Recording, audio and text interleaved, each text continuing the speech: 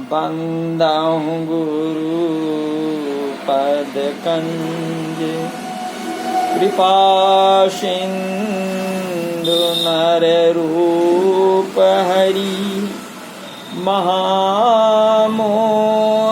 तम पुण्य,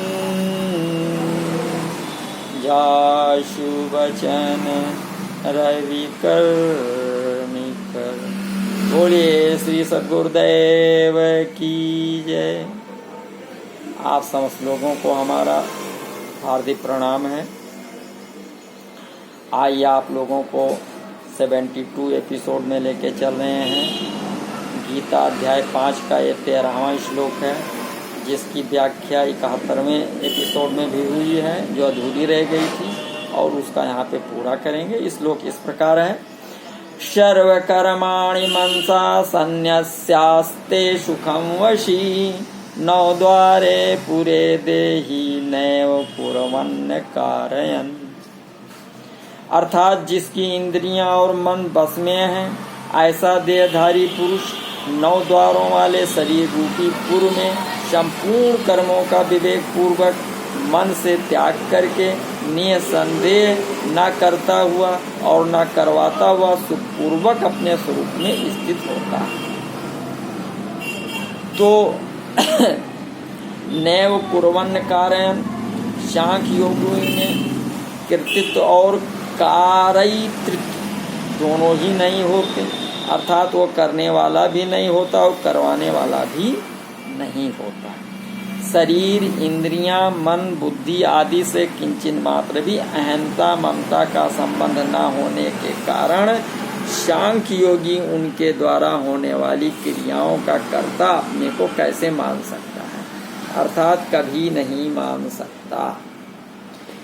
तो नैव किंचित करोम पदों में से यही बात कही गई है। श्री कृष्ण जी ने शरीरस्थो अपि कौन्तेय न करोति पदों से कहा है कि शरीर में रहते हुए भी ये अविनाशी आत्मा कुछ नहीं करता। तो यहाँ शंका होती है कि जीवात्मा स्वयं कोई कर्म नहीं करता, किंतु वो प्रेरक बनकर कर्म तो करवा सकता है। तो इसका समाधान यह है कि जैसे सूर्य भगवान का उदय होने से संपूर्ण जगत में प्रकाश छा जाता है, लोग अपने अपने कामों में लग जाते हैं। कोई खेती करता है, कोई वेद पाठ करता है, कोई व्यापार करता है, आदि आदि कर्म शुरू हो जाते हैं। परंतु सूर्य देव विहित या निषिद्ध किसी भी क्रिया के प्रेरक नहीं होते। उनसे सबको प्रकाश मिलता है, पर उस प्रकाश का कोई सदुपयोग करे या दुरुपयोग, इसमें सूर्य देव की कोई प्रेरणा नहीं। तो यदि उनकी प्रेरणा होती तो पाप या पुण्य कर्मों का भागी भी उन्हीं को होना पड़ता। तो ऐसे ही चेतन तत्व से प्रकृति को सत्ता और शक्ति तो प्राप्त होती है, पर वो किसी क्रिया का प्रेरक नहीं होता। यही बात श्री कृष्ण जी ने यहाँ ना कारयन पदों से कही।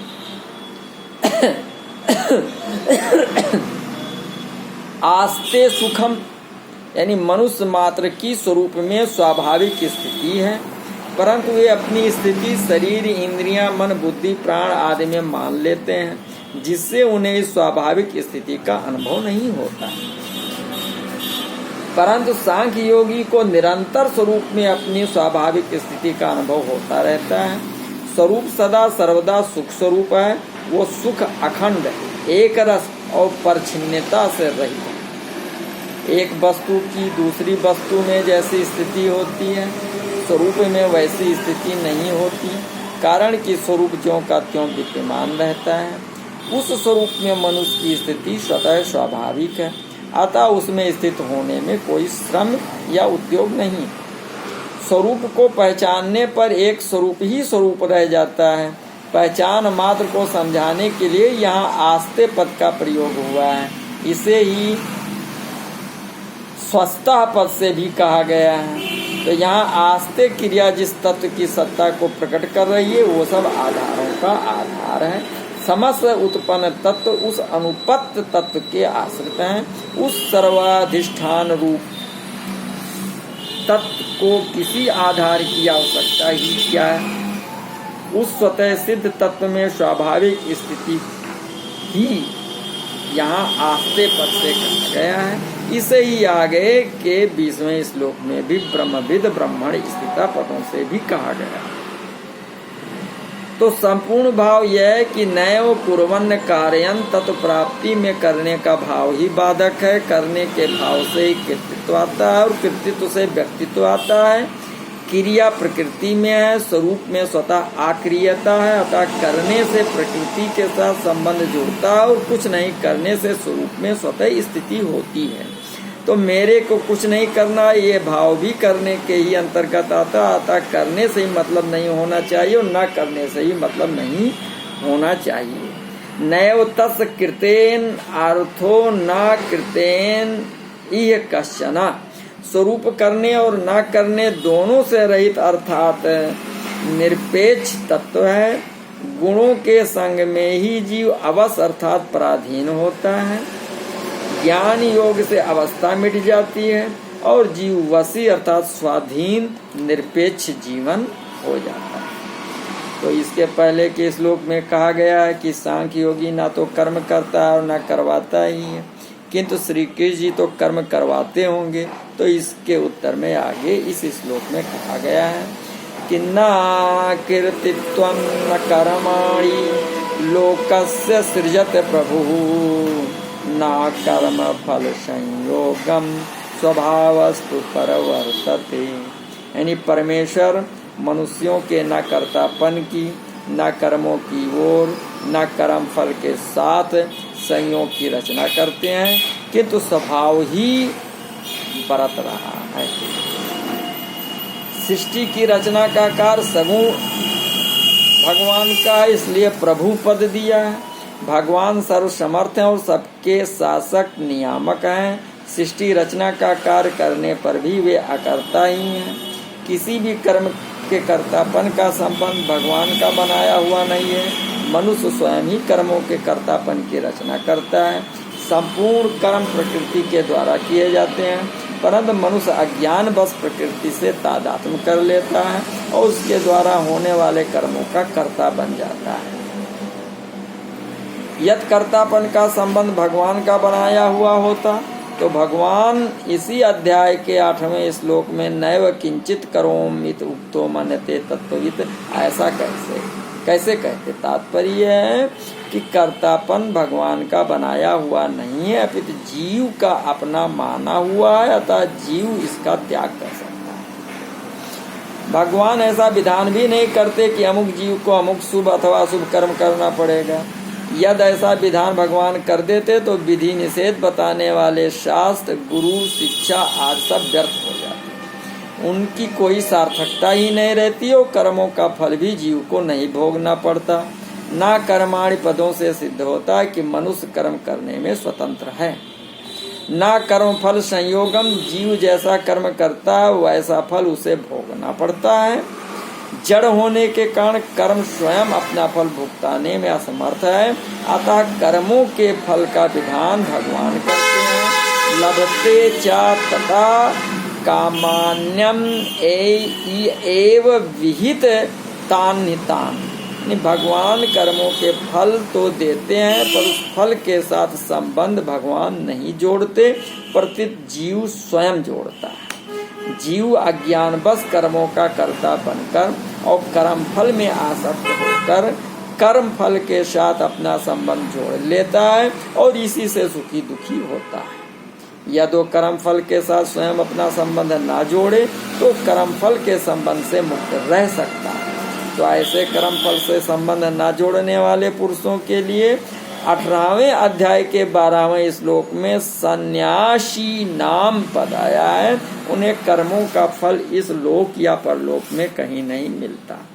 यदि कर्म फल का संबंध भगवान ने जोड़ा होता तो जीव कभी कर्म फल से मुक्त नहीं होता। दूसरे अध्याय के 47वें श्लोक में भी श्री कृष्ण जी कहते हैं कि माँ कर्म फल हेतु भू, अर्थात कर्म फल का हेतु भी मत बन। तात्पर्य हुआ कि सुखी दुखी होना अथवा ना होना और कर्म फल का हेतु बनना अथवा ना बनना मनुष्य के हाथ में। यदि कर्म फल का संबंध भगवान का बनाया होता तो मनुष्य कभी सुख दुख में सम नहीं हो पाता और निष्काम भाव से कर्म भी नहीं कर पाता, जिसे करने की बात श्री कृष्ण जी ने गीता में जगह जगह कही है। तो शंका आती है कि श्रुति में आता है कि भगवान जिसकी ऊर्ध्वगति करना चाहते हैं उसमें तो शुभ कर्म करवाते हैं और जिसकी अधोगति करना चाहते हैं उससे अशुभ कर्म करवाते हैं। एस हेव एव साधु कर्म कारयत तम यम देव लोकेभ्य उन्नीशत एस हो एव असाधु कर्म कारयत तम यमधो निनीशते।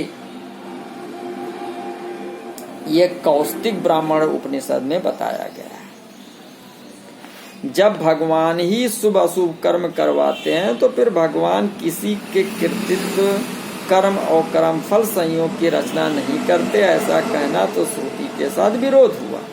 तो समाधान इसका यह है कि वास्तव में श्रुति के इन कथन का तात्पर्य शुभ अशुभ कर्म करवाकर मनुष्य की ऊर्ध्वगति और अधिगति करने में नहीं है, प्रत्युत प्रारब्ध के अनुसार कर्म फल भुगता कर उसे शुद्ध करने में है। मूल में शुभ यानी पुण्य और अशुभ यानी पाप कर्म मनुष्य कामना के वशीभूत होकर ही करता है, जिनका फल क्रमशः ऊर्ध्वगति यानी स्वर्गलोकों की प्राप्ति और अधोगति यानी नरकों की प्राप्ति होती है। मनुष्य मुक्ति के लिए भगवान की दी हुई स्वतंत्रता का दुरुपयोग करने की ही कामना करता है, अर्थात मनुष्य शुभ अशुभ कर्मों का फल जैसे भोग सके। भगवान कृपा पूर्वक उसे क्रम बंधन से मुक्त करके अपना वास्तविक प्रेम प्रदान करने के लिए उसके प्रारब्ध के अनुसार वैसी ही परिस्थिति और बुद्धि बना देते हैं जैसे जिस मनुष्य को प्रारब्ध के अनुसार धन की प्राप्ति होने वाली है उसे व्यापार आदि में वैसी ही खरीदने आदि का प्रेरणा कर देते हैं, अर्थात उस समय उसकी वैसी ही बुद्धि बन जाती है। और जिस प्रारब्ध के अनुसार हानि होने वाली है उसे व्यापार आदि में वैसी ही प्रेरणा कर देते हैं। तो तात्पर्य यह कि मनुष्य जिस प्रकार से अपने शुभ अशुभ कर्मों का फल भोग सके भगवत प्रेरणा से वैसी ही परिस्थिति और बुद्धि बन जाती है। तो यदि श्रुति का यही अर्थ लिया जाए कि भगवान जिसकी ऊर्ध्वगति और अधोगति करना चाहते हैं उससे शुभ और अशुभ कर्म करवाते हैं तो मनुष्य कर्म करने में सर्वथा पराधीन हो जाएगा और शास्त्रों संत महात्माओं आदि का विधि निषेध गुरु की शिक्षा दीक्षा आदि सभी व्यर्थ हो जाएंगे। अतः यहाँ श्रुति का तात्पर्य कर्मों का फल भोगता कर मनुष्य को शुद्ध करना ही है। स्वभावस्तु परवर्तते, कर्तापन कर्म और कर्मफल का संबंध इन तीनों को मनुष्य अपने स्वभाव के बस में होकर करता है। यहाँ स्वभाव पद व्यष्टि प्रकृति आदत का वाचक है जिसे स्वयं जीव ने बनाया है। जब तक स्वभाव में राग द्वेष रहते हैं तब तक स्वभाव शुद्ध नहीं होता। जब तक स्वभाव शुद्ध नहीं होता तब तक जीव स्वभाव के वशीभूत रहता। अभी तीसरे अध्याय के 33वें श्लोक में भी प्रकृतिम यान्ति भूतानि पदों से श्री कृष्ण जी ने कहा है कि मनुष्यों को अपनी प्रकृति अर्थात स्वभाव के वशीभूत होकर कर्म करने पड़ते हैं। यही बात श्री कृष्ण जी यहाँ तू स्वभावा परवर्तते पदों से कह रहे हैं। जब तक प्रकृति अर्थात स्वभाव से जीव का संबंध माना हुआ है तब तक कर्तापन कर्म और कर्मफल के साथ संयोग इन तीनों में जीव की स्वतंत्रता बनी रहेगी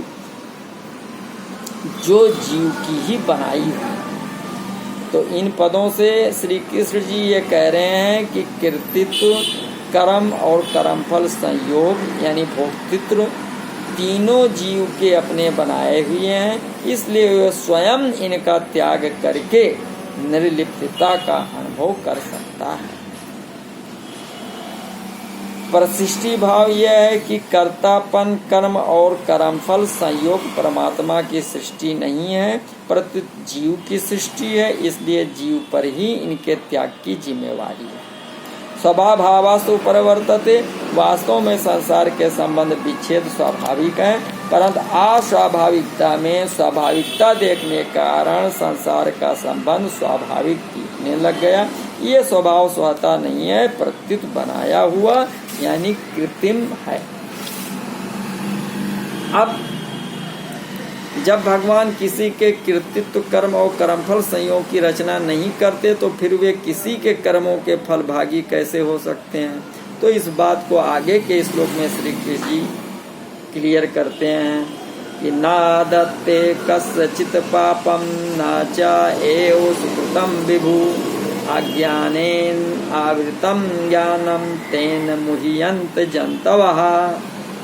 यानी सर्वव्यापी परमात्मा ना किसी के पाप कर्म को और ना शुभ कर्म को ही ग्रहण करता है, किंतु अज्ञान से ज्ञान ढका हुआ है, उसी से सजीव मोहित हो रहे हैं। नादते कस्यचित् पापम न चैव सुकृतं विभु, इसके पूर्व श्लोक में जिसको प्रभु पद से कहा गया है उसी परमात्मा को यहाँ विभु पद से कहा गया है। तो कर्म फल का भागी होना दो प्रकार से होता है। जो कर्म करता है वो भी कर्म फल का भागी होता है, और जो दूसरे से कर्म करवाता है वो भी कर्म फल का भागी होता है। परंतु परमात्मा ना तो किसी के कर्म को करने वाला है और ना कर्म करवाने वाला ही है, अतः वो किसी भी कर्म का फल भागी नहीं हो सकता। तो सूर्य संपूर्ण जगत को प्रकाश देता है, उस प्रकाश के अंतर्गत मनुष्य पाप और पुण्य कर्म करते हैं, परंतु उन कर्मों से सूर्य का किंचित मात्र भी संबंध नहीं है। इसी प्रकार परमात्मा तत्व से प्रकृति सत्ता पाती है, अर्थात संपूर्ण संसार सत्ता पाता है। तो उसी की सत्ता पाकर प्रकृति और उसका कार्य संसार शरीर आदि क्रियाएं करते हैं। उन शरीर आदि से होने वाले पाप पुण्यों का परमात्म तत्व से किंचित मात्र भी संबंध नहीं है, कारण कि श्री भगवान ने मनुष्य मात्र को स्वतंत्रता दे रखी है, अतः मनुष्य उन कर्मों का फल भागी अपने को भी मान सकता है और भगवान को भी मान सकता है। अतः संपूर्ण कर्मों और कर्म फलों को भगवान के अर्पण भी कर सकता है। जो भगवान की दी हुई स्वतंत्रता का दुरुपयोग करके कर्मों का कर्ता और भोक्ता अपने को मान लेता है वो बंधन में पड़ जाता है। उसके कर्म और कर्म फल को भगवान ग्रहण नहीं करते, परंतु जो मनुष्य उस स्वतंत्रता का सदुपयोग करके कर्म और कर्म फल भगवान को अर्पण करता है वो मुक्त हो जाता है। उसके कर्म और कर्म फल को भगवान ग्रहण करते हैं। जैसे 7वें अध्याय के 5वें श्लोक में भी आगे आएगा, सर्वस्व पद से 26वें श्लोक में कश्चन पद से सामान्य मनुष्यों की बात कही गई है। ऐसे ही यहाँ कश्चित पद से अपने को कर्ता और भोक्ता मानकर कर्म करने वाले सामान्य मनुष्यों की बात कही गई है, न कि भक्तों की। कारण कि भावग्राही होने से भगवान भक्तों के द्वारा अर्पण किए हुए पत्र, पुष्प आदि पदार्थों को और संपूर्ण कर्मों को ग्रहण करते हैं। अज्ञान नैनान्वृतम ज्ञानम, स्वरूप का ज्ञान सभी मनुष्यों में स्वतः सिद्ध है, किंतु अज्ञान के द्वारा ये ज्ञान ढका हुआ है। उस अज्ञान के कारण जीव मूर्खता को प्राप्त हो रहे हैं। अपने को कर्मों का कर्ता मानता हुआ भगवान के द्वारा मनुष्य मात्र को विवेक दिया हुआ है, जिसके द्वारा इस मूर्खता का नाश किया जा सकता है। इसलिए सांख्य योगी कभी भी अपने को किसी कर्म का कर्ता न माने, संपूर्ण कर्मों के कर्तापन को विवेक पूर्वक मन से छोड़ दे। तो शरीर आदि संपूर्ण पदार्थों में निरंतर परिवर्तन हो रहा है, स्वरूप में कभी कोई परिवर्तन नहीं होता। स्वरूप से अपरिवर्तनशील होने पर भी अपने को परिवर्तनशील पदार्थों से एक मान लेना अज्ञान है। शरीर आदि सब पदार्थ बदल रहे हैं, ऐसा जिसे अनुभव है वो स्वयं कभी नहीं बदलता, इसलिए स्वयं के बदलने का अनुभव किसी को नहीं होता।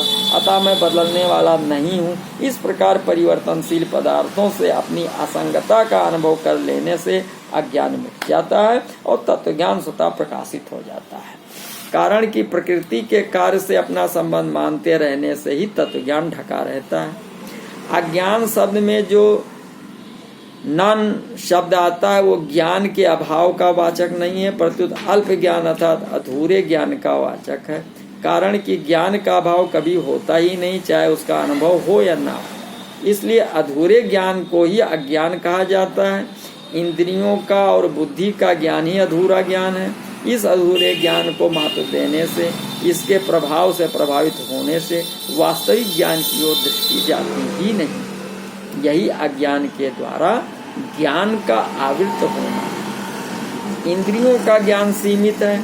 इंद्रियों के ज्ञान की अपेक्षा बुद्धि का ज्ञान असीम है, परंतु बुद्धि का ज्ञान मन और इंद्रियों के ज्ञान जानने और ना जानने को ही प्रकाशित करता है। अर्थात बुद्धि अपने विषय पदार्थों को ही प्रकाशित करती है। बुद्धि जिस प्रकृति का कार्य है और जिस बुद्धि का कारण प्रकृति है, उस प्रकृति को बुद्धि प्रकाशित नहीं करती।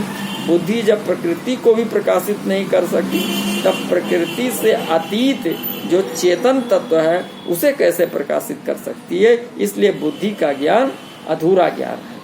तो तेन मुह्यंत जंतवा, भगवान ने जंतवा पद देकर मानव मनुष्यों की ताड़ना की है कि जो मनुष्य अपने विवेक को महत्व नहीं देते वे वास्तव में जंतु अर्थात पशु ही हैं।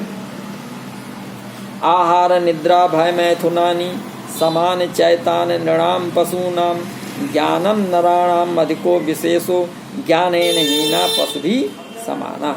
यानी आहार निद्रा भय और मैथुन ये मनुष्यों और पशुओं में समान ही हैं। मनुष्यों में विशेषता यही है कि उनमें विवेक रहता है। विवेक से शून्य मनुष्य तो पशु के समान हैं, क्योंकि उनके और पशुओं के ज्ञान में कोई अंतर नहीं है। आकृत मात्र से कोई मनुष्य नहीं होता। मनुष्य वही है जो अपने विवेक को महत्व देता है। इंद्रियों के द्वारा भोग तो पशु भी भोगते हैं, पर उन भोगों को भोगना मनुष्य जीवन का लक्ष्य नहीं है। मनुष्य जीवन का लक्ष्य सुख दुख से रहित तत्व को प्राप्त करना है। जिनको अपने कर्तव्य और अकर्तव्य का ठीक ठीक ज्ञान है वे मनुष्य साधक कहलाने योग्य हैं। अपने को कर्मों का कर्ता मान लेना तथा कर्म फल में हेतु बनकर सुखी दुखी होना ही अज्ञान से मोहित होना है। पाप पुण्य हमें करने पड़ते हैं, इनसे हम कैसे छूट सकते हैं। सुखी दुखी होना हमारे कर्मों का फल है, इनसे हम अतीत कैसे हो सकते हैं। तो इस प्रकार की धारणा बना लेना ही अज्ञान से मोहित होना है। जीव स्वरूप से अकर्ता तथा सुख दुख से रहित है। केवल अपनी मूर्खता के कारण वो कर्ता बन जाता है और कर्मफल के साथ संबंध जोड़कर सुखी दुखी होता है। तो इस मूढ़ता अज्ञान को ही यहाँ तेन पद से कहा गया है। इस मूढ़ता से अज्ञानी मनुष्य सुखी दुखी हो रहे हैं, तो इस बात को यहाँ तेन मुह्यंत जंतवा पदों से कहा गया है। तो अब इसके आगे अगले वीडियो में रखा जाएगा। तब तक आप सभी को नमस्कार।